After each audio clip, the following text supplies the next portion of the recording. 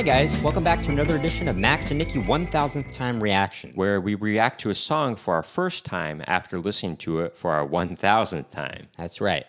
We release 3 videos a day. Every day. So please hit that subscribe button. And turn on post notifications. So you don't miss out on all this great content. Mm-hmm. What are we going to listen to right now, Nikki? We're going to listen to Dancing in the Moonlight by King Harvest. Now, Classic this is tune. one of those songs that we've heard on the radio so many times, especially when we were in high school. We would listen to this But we all the love time. it, though, We and love that's this why we song. want to It's talk a great about it song right to now. just sing along to, you know?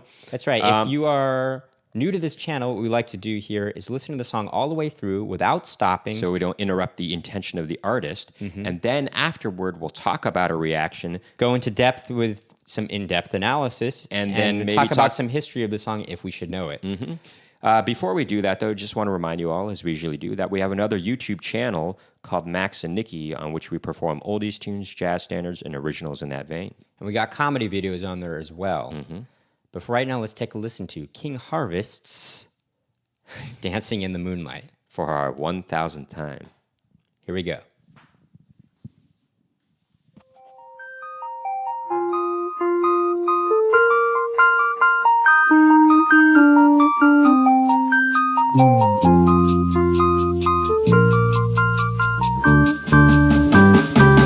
We get it almost every night. And when that moon gets so big and bright, it's supernatural delight. Everybody was dancing in the moonlight.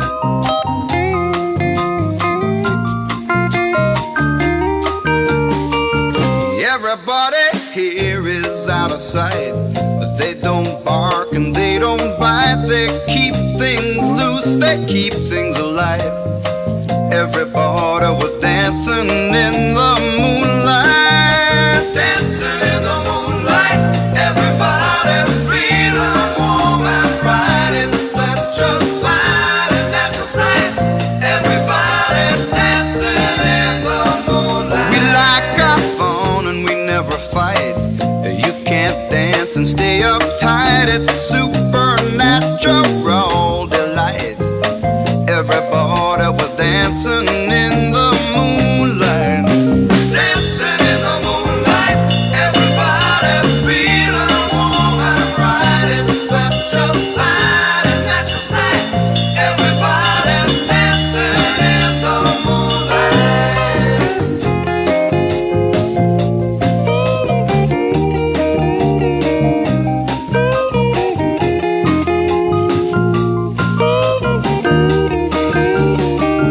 Everybody here is out of sight.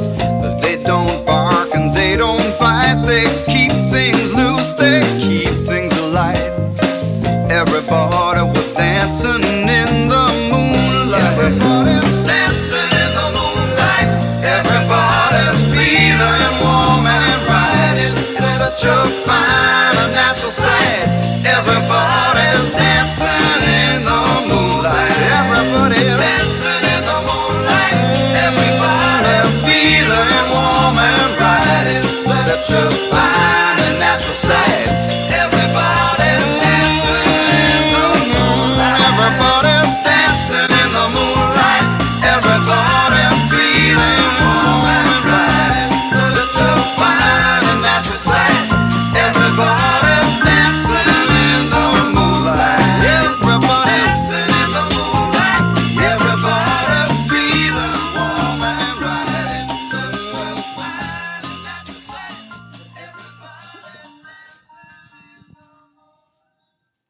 Interesting. You know, Okay, you just a listen to the heads up. song on the We radio were just listening to the remastered 40th anniversary edition. So things are a little bit different on this, I think. But I will say we heard this song so much on the radio that we didn't really listen so much with our headphones.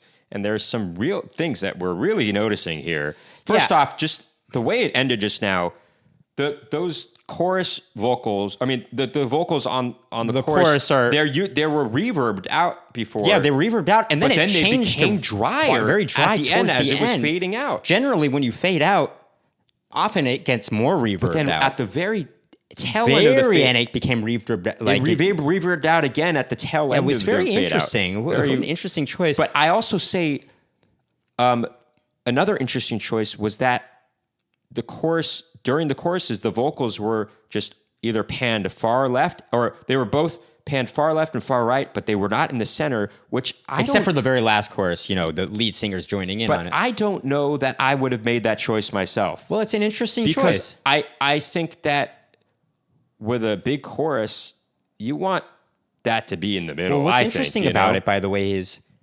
there's not very many musicians on this song, like instrumentals on instruments on this song. There's a bass that's There's very a bass prominent. on the chorus. It's the bass and drums and keyboard. That's it. That's all I was hearing. Obviously, there was guitar, but I don't think that was playing on the choruses. Right. And- it was really cool, by the way, when the guitar first entered in the beginning, you heard it ever so slightly sort of Kind of creep gain in. momentum in dynamic. Just there's like a slide chord that kind of goes up into the first notes of the guitar. Sure. It's ever so slightly noticeable. That's something you wouldn't hear if you weren't listening with headphones. Sure, he might have been even using maybe a volume pedal to achieve that effect. Maybe you're but- right. But I will say, very interesting about the panning on this, and just how Again, little.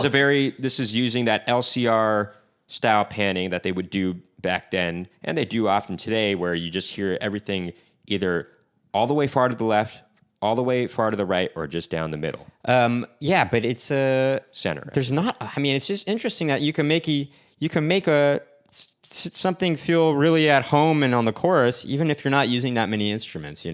Also, but this song is not. It's somewhat repetitive, right? But it's still fun, right? I mean, the Think you're verses saying are the verses pretty- are in the they're same key, chords essentially. Same chords, yeah. But hey, that's no problem. I got no problem with that. It was It's a fun funny. song. We would hear this when we were in college. There were like these vocal groups that would sing on the quad or on the on campus for students passing by, and one of the male vocal groups, they would sing In this song college. a lot. What? in college. In college, when we were in college, yeah, they would sing this song a lot. Plaza. It's called Yeah. So it was popular amongst at least college kids at the time. Yeah. That we were in college, but because it was played when we were going to high school, at least, and beforehand. This was played on the radio all the time. I mean, it was played a lot. They played it a lot. It was on Actually, heavy what year is rotation this? on the. 1970. 1970, this song came out. Yeah. It feels very much like a late 60s, early 70s kind of song. I'm just going to take a look here. No, whatever.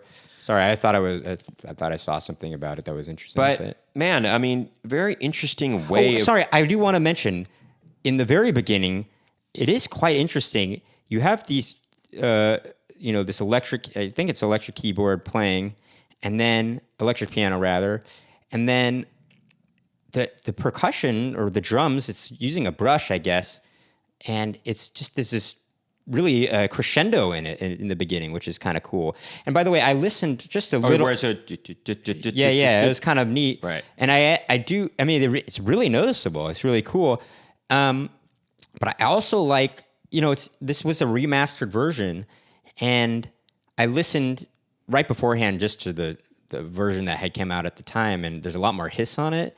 And, just the technology we have now, we can just eliminate the hiss. But sometimes the hiss adds some quality. Sure, to it. but it was quite noticeable how much they eliminated, and you can do that nowadays. Just you could do it at home on a song that has too much hiss. I mean, it might take out a little bit of the quality, but they had professionals working on it. Something that was really interesting was during the sort of solo part, there was just a couple of voices. You could hear like some grunts almost in the right ear. Yeah, it almost sounded like a pig or something. It was very bizarre, Yeah. That must have been a mistake. I couldn't imagine that. No, well, this was a remastered version, so they clearly wanted to keep it in. Well, first of all, we have to let the audience know that just because something is remastered doesn't mean it was remixed. I mean, if it was remastered, This was done. They did something to it, where they clearly Sure. eliminated the hiss on it. what you could do that on a remaster. I know, and but not a I remix. imagine that oftentimes, though, when something is remastered, they do mean that it's remixed, actually. Not all the time.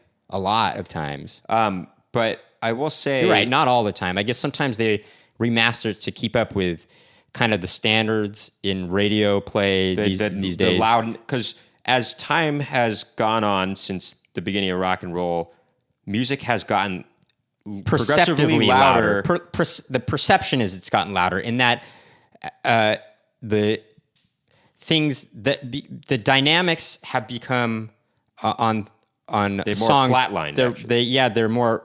The dynamics are not as great. So everything is always constantly at a high volume. Well, basically, for the whole compressors are song. used a lot nowadays, a lot more, and so low things that once were softer in a song, the volume is raised, or rather, things that were loud before are more try to match. They try to match that with the lower volume things, and then they raise the volume of everything to compensate for the loss in volume from the kind loud of parts, creates- and that makes everything loud. It kind of creates more impression that- uniformity, and also it gives the impression within that the things are song louder. uniformity, but also uniformity amongst a wide variety of songs. Now, I will say, a couple years ago, it was probably at its loudest, but there's a trend now toward making the perceived loudness of songs It's what's softer called now. they've called it the loudness wars. Sure, but lately, actually, songs have been getting perceptibly quieter. Actually, lately, I think I said perceptively before. perceptibly Yeah. quieter now, and that's kind of a good trend, I think, because it allows for more dynamics in songs in general. And it makes it so that things aren't just constantly, Coming at you, slammed into your ear, so much. And Basically, I think things seem the perception is that it's all louder. It's louder because you're not getting a break from all the loud. And I think partially the reason for that is dynamics. sort of the there's no dynamic, advent of electronic dance music, actually, where things are all consistently loud on purpose because they want to keep sort of a club or a rave. They want it to keep going at a constant, pulsating level. Well, also there's people. probably a lot of people in there. They need to make sure it's loud enough so that everyone's kind Right. But I would say that Although those places, artists be kind of such as uncomfortable, Mac DeMarco, and that they're making it they're causing this shift where the perceived loudness of it's songs because- is getting quieter now, which is cool. he does which is everything good. analog. Although things could be Anyway, mixed, later on. we're Anyway, obviously we're veering going way off topic here. here, but hopefully you find it interesting anyway. Yeah. Anyway, King Harvest. this is a great Dancing song. in the Moonlight. Great song. Fun song. In fact, makes you want to dance in the moonlight. We just went to a wedding in at the end of July. They played this song. Everybody was dancing in the moonlight to this song because under it the was in a stars. forest outside. So that was a lot of fun. Anyway, great tune. Yeah, I think that'll do it for this reaction video. If you like what you heard and saw today, make sure to hit that subscribe button and turn on post notifications to find out about more Max and Nikki reaction videos. Please keep tuning in.